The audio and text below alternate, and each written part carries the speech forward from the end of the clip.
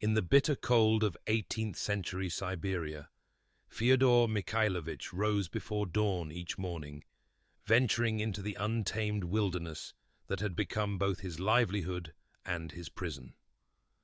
The life of a Promyshlenik was one of constant vigilance, tracking sable and fox through endless forests where temperatures plummeted to 40 degrees below freezing. Each valuable pelt meant survival, not just from the elements, but from the crushing taxes imposed by Imperial Russia, whose appetite for fur drove men ever eastward. Relations with native peoples like the Yakut and Evenki were complex, sometimes trading partners, sometimes competitors, all struggling beneath the shadow of Russian expansion.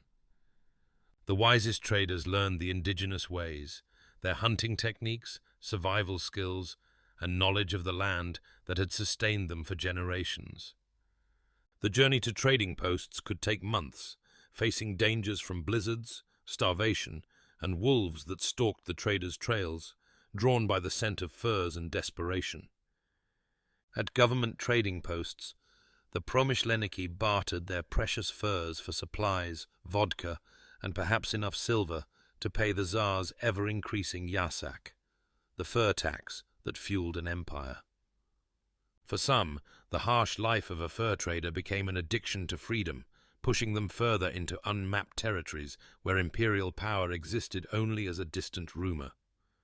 Those who survived the decades of trapping often became changed men, neither fully Russian nor indigenous, carving out isolated lives in a borderland that reshaped their identities as thoroughly as the wilderness reshaped Russia itself.